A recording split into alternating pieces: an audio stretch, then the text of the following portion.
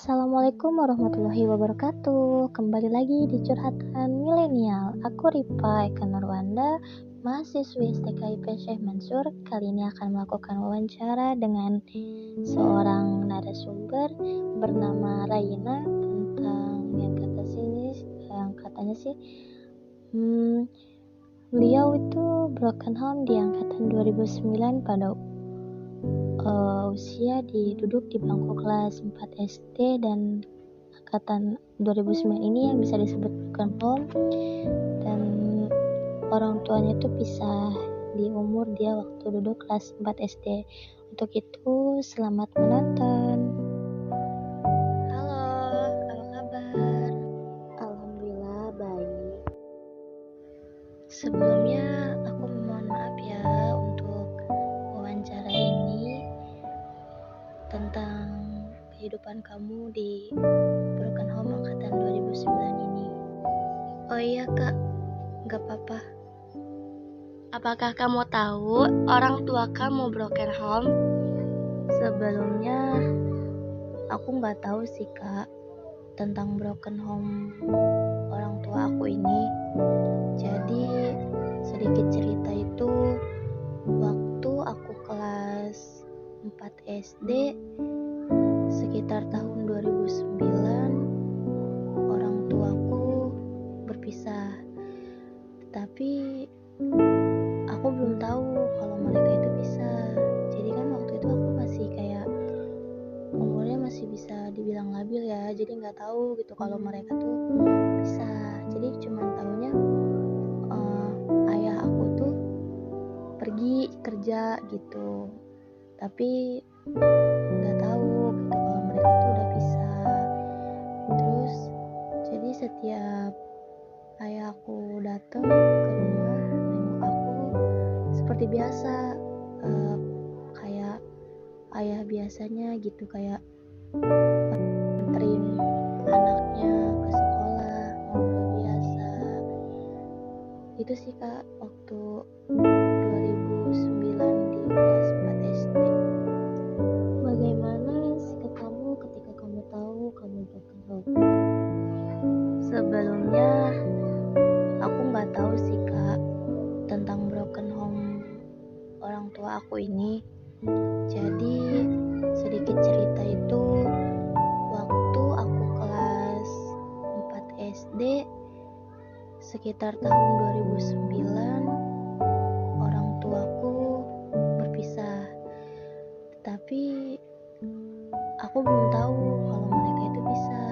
Jadi kan waktu itu aku masih kayak umurnya masih bisa dibilang labil ya. Jadi nggak tahu gitu kalau mereka tuh bisa. Jadi cuman tahunya ayah aku tuh pergi kerja gitu.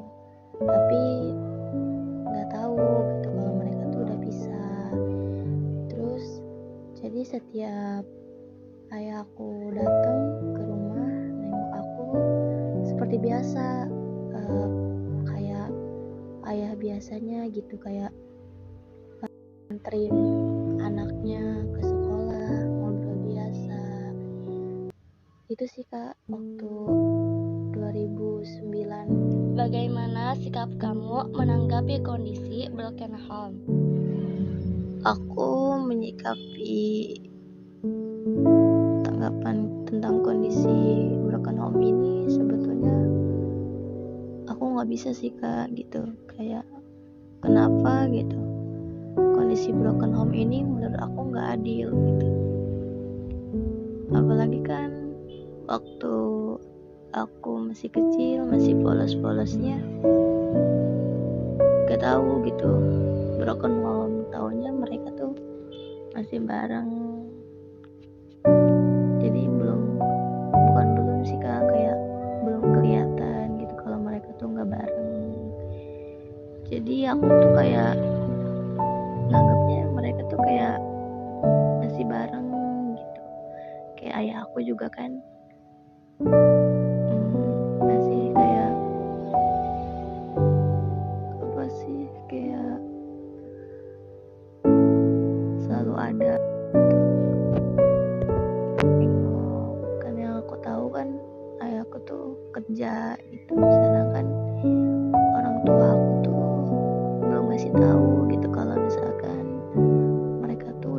berpisah, dikarenakan kan mungkin aku masih kecil, jadi mungkin mereka nggak mau gitu, kayak aku tuh belum waktunya gitu buat tahu gitu semuanya kalau mereka tuh udah pisah.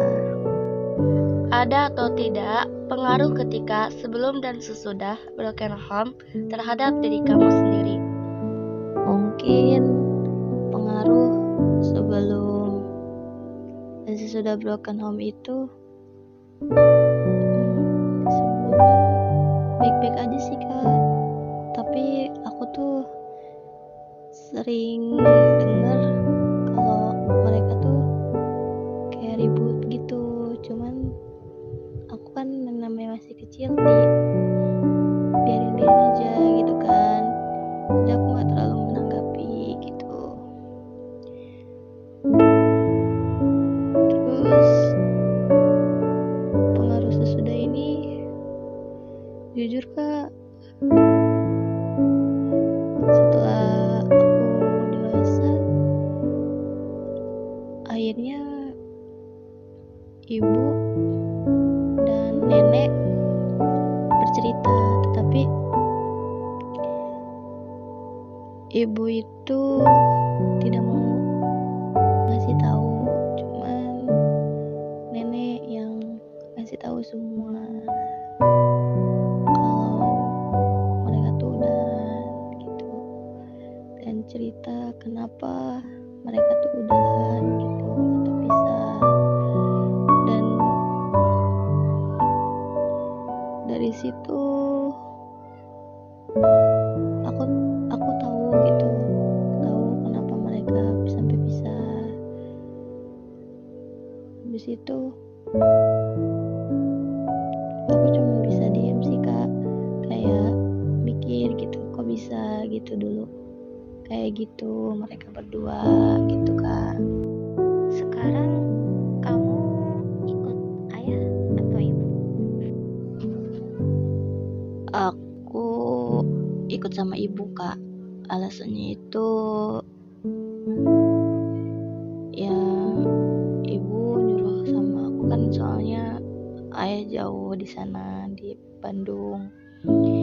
Terus karena emang keluarga ibu yang lebih bertanggung jawab gitu dari segi finansial ataupun ekonomi ataupun apalah, jadi kayak bertanggung jawab dari segalanya. Karena kan aku kan waktu dari kecil sampai sebesar ini belum pernah dibiayai sama ayah. Kalau soal pembiayaan sih ayah suka ngasih, tapi nggak begitu sebulan sekali atau nggak nentu Kak. Jadi yang mewajibkannya aku tuh yang selalu ngasih apapun itu dari nenek dan itu Kak. Bagaimana sih pola asuh ibu setelah kamu merasakan broken home? Pola asuh ibu itu setelah broken home tuh berbeda jauh dibanding sebelum broken home sih Kak. Soalnya waktu broken home itu dan setelah broken home ini, sejujurnya ibu tuh kasih sayangnya tuh kurang gitu Kak. Makanya saya ngerasa kok ibu saya berubah gitu, kenapa gitu. Terus sekarang tuh kayak lebih ngomongnya kasar, terus kayak apa-apa tuh saya selalu salah, padahal saya tuh selalu melakukan yang benar gitu, saya selalu nurut sama ibu gitu. Tapi apa yang saya lakukan tuh selalu salah gitu di ibu tuh. Makanya saya sekarang gak terlalu dekat walaupun saya semua, karena saya tuh sekarang dekatnya sama nenek yang menjadi ibu kedua aku gitu. Walaupun ya tahu itu ibu saya gitu Kak, tapi maksudnya kenapa gitu saya selalu dibedakan sama adik-adik saya gitu, padahal saya kan emang anak pertama dan saya bertanggung jawab gitu kan. Tapi kenapa gitu ibu tuh selalu kayak beda gitu. Tapi kalau masalah kayak uang pun kadang kalau saya minta ibu selalu marah-marah gitu. Makanya saya selalu mintanya itu lewatnya. Ketika sedikit saya minta uang untuk apa, saya selalu dimarahin gitu kan, bilangnya uangnya nggak ada gitu, padahal uangnya ada gitu kan. Makanya saya juga bingung gitu, kenapa ibu tiba-tiba begitu gitu. Makanya ya udahlah, mungkin emang perbedaan pola asuh sebelum broken home dan sesudah itu beda jauh sih Kak. Ayah dan ibu masih terus mengawasi perkembangan kepribadian kamu atau tidak setelah broken home? Dalam segi pengawasan sih Kak masih ada, cuman dari ayah itu udah nggak ada, karena terakhir ketemu itu tahun 2018 dan hubungan menghubungi itu jarang, kayak saya tuh harus menghubungi dulu gitu baru nanti ada, tapi nanti kan apa ya, kayak jarang komunikasi gitu antara saya dengan ayah tuh, emang benar-benar jauh. Jadi kayak saya yang harus hubungi ayah duluan gitu, baru nanti balasan. Dan kalau bukan saya yang duluan, pasti ayah tidak ada gitu. Terus kalau ibu pasti sih, karena kan kita serumah, jadi tahu perkembangan saya, kepribadian saya itu seperti apa, keseharian saya seperti apa. Cuman ya kalau di rumah tuh kayak diam-diam gitu, kayak asing gitu. Saya juga nggak tahu sih Kak. Ayah dan ibu kamu masih bertanggung jawab atas segala kebutuhan kamu atau tidak? Soal tanggung jawab ayah itu ada Kak, tapi dibilang ada yang nggak ada, dibilang jarang ya juga nggak juga gitu. Kayak kalau ayah paling ada setahun sekali baru ngasih sekian gitu, jadi nggak sampai biaya yang dikeluarkan oleh nenek dan om saya gitu. Kalau kata gitu kayak ala kadarnya aja sih Kak gitu. Jadi gimana ya, saya juga sebagai anak bingung, kok ayah nggak ada nafkah gitu. Kalau dari ibu pribadi sih ada Kak, dari kayak cuman jajan sedikit lah, nggak terlalu banyak, itu pun yang lebih banyak tuh dari nenek dan om saya gitu. Ibu tuh sama ala kadarnya juga. Emang kita kan di rumah warung gitu Kak, jadi mungkin ada warung, kita makan dari warung gitu, hasil dari warung. Kalau masalah uang sih kayaknya ibu tuh ala kadarnya gitu, nggak sepenuhnya ya, karena sepenuhnya itu cuma dari nenek dan mama. Dampak dari orang tua broken home ini terhadap diri kamu itu ada nggak sih gitu setelah kamu merasakan broken home, atau kamu merasa orang tua emang tidak ada tanggung jawab gitu? Dampaknya itu kayak ini Kak nih, saya sejujurnya mental saya tuh drop Kak. Kadang saya merasa ketakutan gitu, dan saya tuh kayak mikir, kok hidup saya seperti ini gitu. Dan dampaknya juga terkadang kan sebagai anak perempuan yang kata orang cinta pertama, ayahnya itu kayak saya itu gak ada gitu Kak, menurut saya gitu dampaknya itu. ya dampaknya tuh lebih jauh dari orang tua, apalagi sama ayah saya. Jujurnya saya kangen banget sih sama ayah saya tuh, tapi ya mau gimana gitu, saya tuh pengen ayah dan ibu tuh bareng, tapi nggak mungkin, ada sesuatu hal yang nggak harus, yang nggak mungkin bakal kembali lagi sih kak. Kayak ya namanya juga seorang anak yang rindu gitu sama ayahnya, tapi emang nggak bisa gitu karena jauh gitu. Kalaupun ayah kesini pasti nanti ayah tuh selalu ada alasan untuk apa gitu kak. Bagaimana sikap kamu gitu dalam menyikapi diri dari kondisi keluarga yang sudah broken home atau tidak utuh?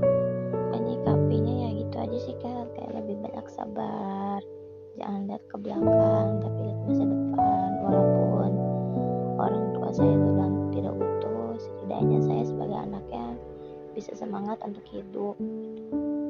Walaupun saya tinggal bersama sebelahnya seperti ibu saya, dan harus lebih semangat untuk menggapai cita-cita saya, dan saya juga punya impian untuk seperti ini seperti itu gitu kan. Saya juga tidak mau melarutkan dalam kesedihan ini dan selalu mengingat masa lalu, bagaimana kehidupan dulu dan sekarang gitu.